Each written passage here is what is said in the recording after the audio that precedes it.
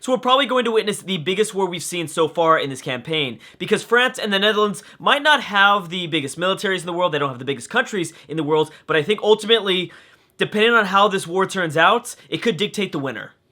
And now when I say dictate the winner, I'm not saying that one of these countries will for sure, come out on top and win the entire series as a whole, because obviously Napoleon probably has no chance. But I'm saying the implications, whereas what if you can see this is either going to go two ways. Either William is going to lose a lot of units here, and that's going to either open him up for an attack from either the Huns, Germany, Denmark, even England, if she actually wants to do something in this campaign, or William is going to take Paris, and he's going to get significantly bigger in population, as well as he'll probably be able to integrate that within his empire very well. It's going to make him a little bit stronger, and maybe he'll continue to expand a little bit, because I think that's what he ultimately needs. If anyone is going to beat the Shoshone, because I'm sure the Shoshone are still on top, I'm sure they're winning most of the categories here in terms of score and just everything in general, I'm pretty sure that nations need to catch them. There needs to be nations that are going after Pocatello, and they need to catch him. And I think that's one easy way for William to do that is just to simply grab a few more cities. Same thing for the Huns. The Huns can do the same thing. The Huns are catching up close to them in terms of their overall country size. Because I didn't even mention this, they also grabbed northern Madagascar here, like 2 episodes ago. So that's pretty awesome. I'm surprised I missed that. And it's only probably going to bring more tension between the Huns and the Zulu. We might see another big world war. And I do think that we are in a World War II campaign right now. I think this is the start of World War II. We've got several wars going on. We still have the Hunnic Spanish War for Madrid. We have the Inca, I think, probably gonna go take Dublin, and then we still have the Persian-Assyrian War going on in the Middle East. So let's go ahead and see the results of this. This is probably going to be one of the most exciting parts of the campaign is the very end here. Wow. So William took some really big steps there. His sea beggars are going to be strong, and it looks like if France doesn't, they need to support. They need to bring in reinforcements from Orleans, and I don't know if they're going to have enough time to do that, because these artillery are going to do major damage to Paris. Paris only has 67 city defense, so obviously not the greatest in the world. But they have a crossbowman. I don't think France is going to last here. France can only do two things. There's only going to be two results of this war for France, because they're not going to take one of William's cities. France is either going to lose Paris or they're not, and that's it. France can take out a lot of units that William controls, and then maybe, because we know that Germany's plotting against somebody.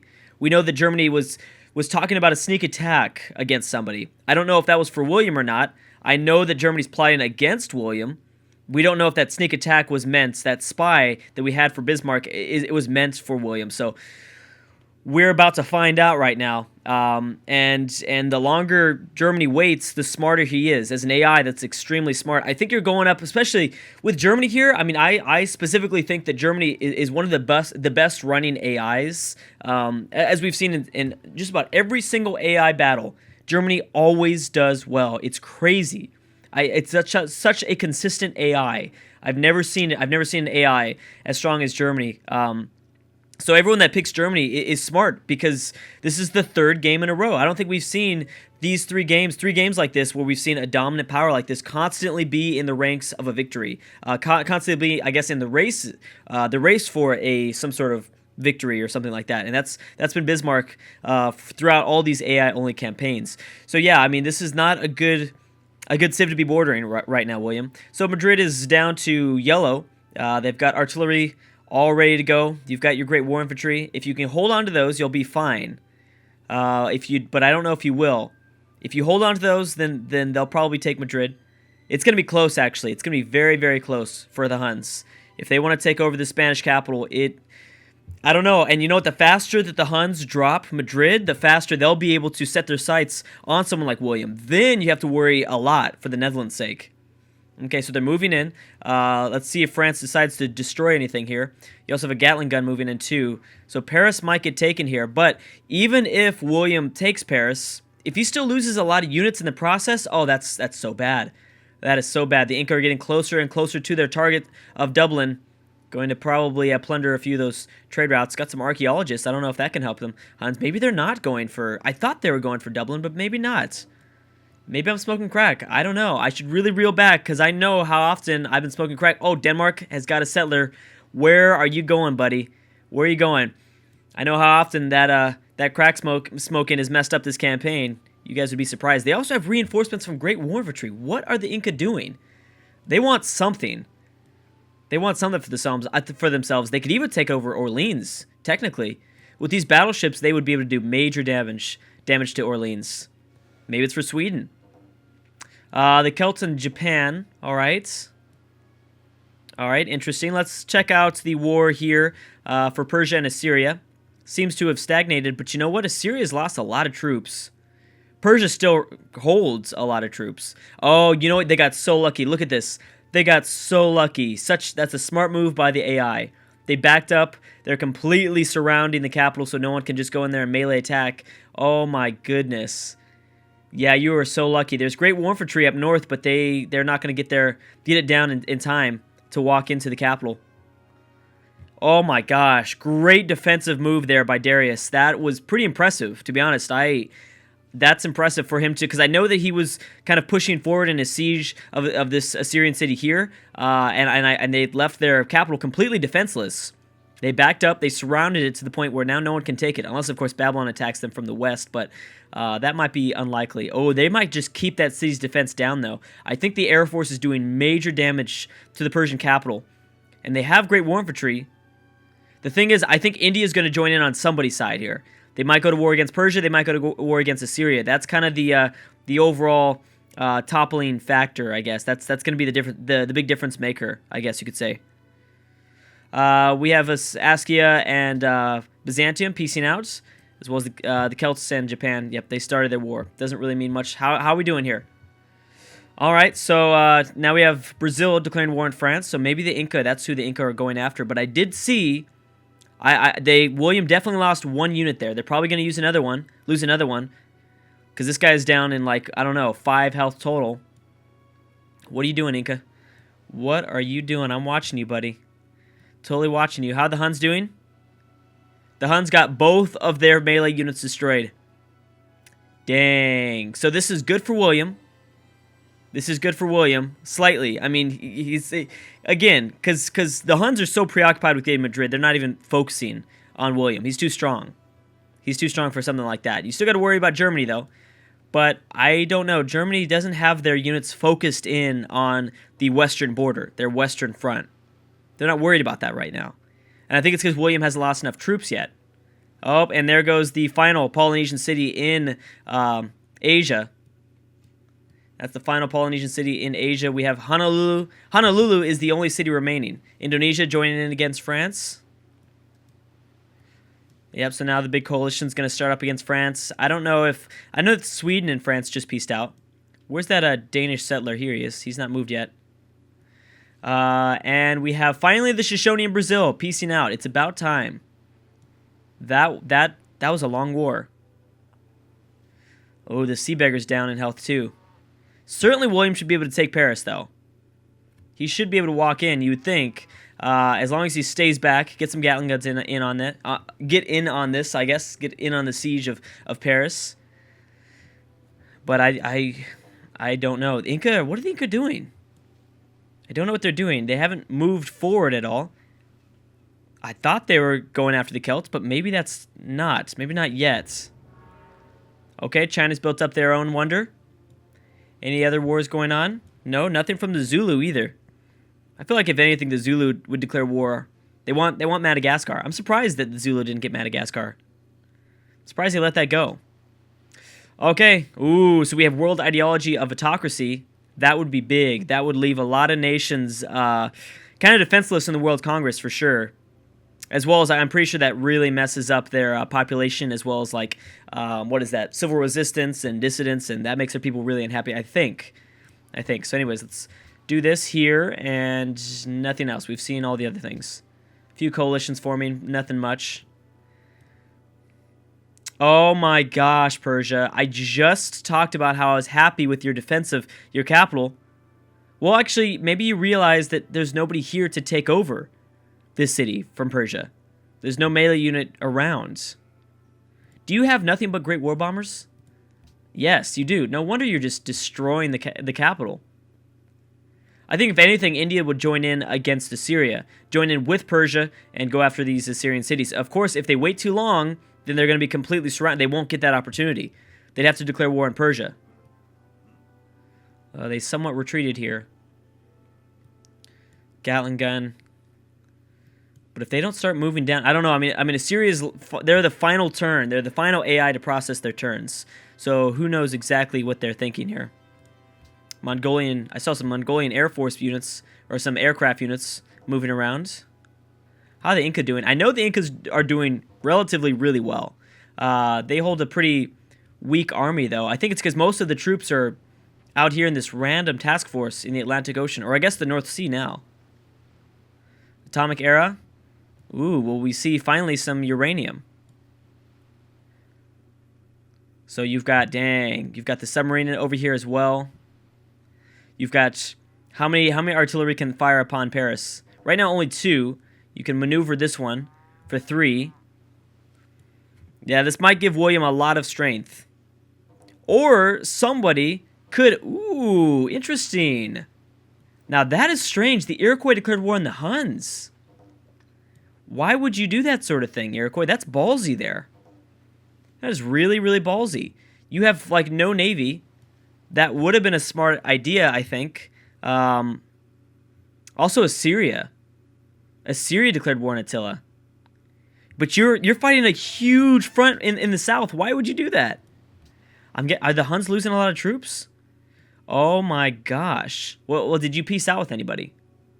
You didn't peace out with Persia, but Persia's not super engaged in the battle. Oh, there's a great war infantry. Very close. He'll probably get destroyed, maybe. But if he doesn't, that guy's going to be able to walk right in. He's going to use the road, and he's going to walk right in to Persia's capital. Okay, what happened? So, it doesn't matter there. Yep, as we thought, the world ideology has become autocracy. So what does that mean for the rest of the world? Are we looking at, revolutionary wave from... you're looking at some pretty... there's just dissidents with Germany and Assyria. They're doing okay, but civil resistance from China and Rome, and then everyone else, almost everyone that shows order, besides China, is in a revolutionary wave. And who are some big impacts here? The Iroquois and Mongolia. That might be why Mongolia is so, timid to expand. That's my guess, I guess. That's my guess, to see that maybe they're not expanding as much because they don't really have that much happiness. They don't have that much room to expand. Okay, so William is plotting against Attila. Oh, you better not. Oh, you better not. Attila secretly... We know about this, yes. Attila... Oh, they're plotting against each other. Oh, that's what it is. Pocatello's plotting against Pedro still. So what's going on here? Now, I'm assuming that maybe the Huns lost a lot of troops in previous... they did. Spain has done a good job. I am shocked by Spain's success. They, kind of almost single-handedly have destroyed most... Look at that. Germany playing against the Huns. What? Germany just declared on the Huns. And they do share a border now. Remember that. They do share a border. Who would have ever guessed that Spain, one city in Iberia, would be the downfall of Spain? Possibly. I don't want to say the downfall, but if the Huns lose cities because of this, that would be massive. I don't know if Germany's going to be able to take Carthage over, but because the Huns control a pretty good amount of ships in the Mediterranean, so I don't know if that's going to happen. Maybe if Rome joins in, they could help out to kind of even out the navy battles in the Mediterranean. I don't know. I'm shocked. Really, really shocked here. So what else has happened? This guy's still alive. I think he's going to be able to walk right in. Pretty sure Assyria is going to take the Persian capital. Even though Persia still has a lot of units and Assyria doesn't. That's right, Munich. I forgot about this front too. There are a lot of units in Munich. Oh my gosh. Great war infantry. You've got an artillery unit and a Gatling gun. Whoa. Whoa. Siam and Polynesia. That's interesting. That's kind of interesting. Now, Siam has no coastal cities. They do, but I don't think Indonesia is giving them any open borders. Egypt also declaring war on Polynesia. January 2027. Getting closer and closer to 2050. We're going till 550. Turn 550 again, just to remind everybody. So we still have quite a long time, and I think that was the right idea because we're going to see some massive exchanges in power, and that's just kind of what you need to see right now. To be honest, you really need to see that sort of thing. If anyone's going to catch the Shoshone, then we need to start to see some powers building up. I thought it would be the Huns, but the Huns, I don't know if they're going to be doing that well as we thought. Attila's plotting against Rome. Pocatello's plotting against... who is that? Is that the Inca? Yes.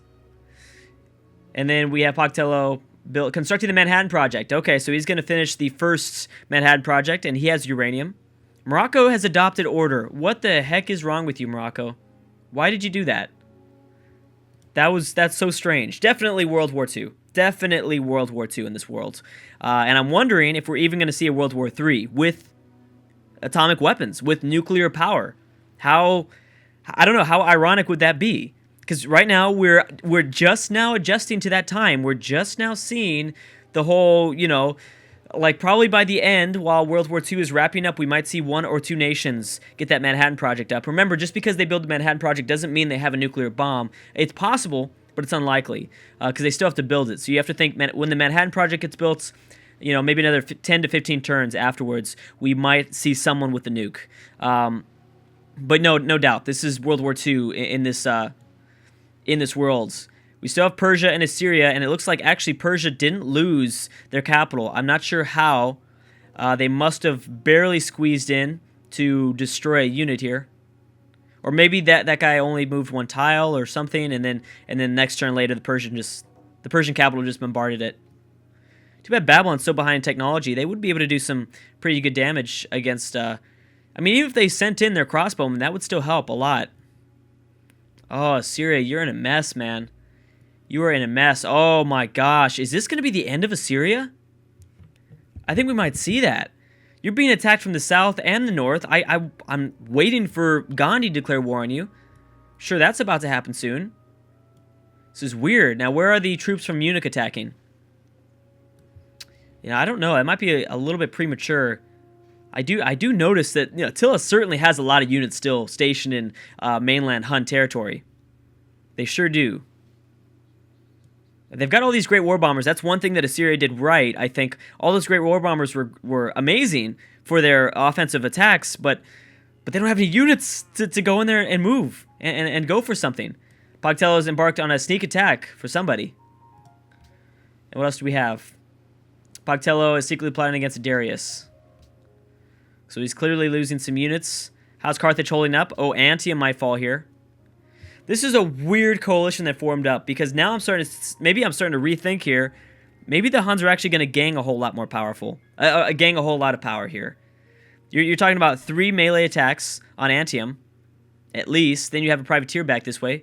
This guy's healing up. We have a frigate in territory as well to attack Antium. Germany could lose power. Maybe they might even lose Munich, to be honest. Giving the Huns a whole lot more power. And Paris will probably fall. If they have a melee unit, they do. And so Germany has gained access, military access through William's territory, maybe to go and attack Barcelona from the north, yeah. Oh, dang. So who is going to be the downfall here? This actually looks like Germany might lose a lot of cities, at least 2 cities here, giving the Huns more strength. If Rome joins in, it'll be different. It will be different if Rome joins in. Do you have any melee boats? You don't. Babylon has adopted order. What is wrong with you guys? I don't understand the logic behind that. Autocracy was just announced as the world ideology, and you guys are still adopting order. Doesn't make any sense to me. Okay, and this Danish settler, I guess, is just not moving. He is just not moving at all. I guess Germany looks like actually they're going on... Oh my gosh, Poland is also building up some units. I don't know what's going to happen now. I thought I was able to predict what was going to happen. I thought the Huns were going to lose a few cities, but I guess not. Because the Huns are still really strong. That was a weird coalition that formed. Why? Why did you guys do... Why did Assyria and Germany do that? The Huns... This might be the opportunity for the Huns to pass up the Shoshone in North America. Maybe. Although I don't know what's going to happen if Paris falls. If Paris falls, then you're talking about William getting 3 cities in the heart of in Western Europe.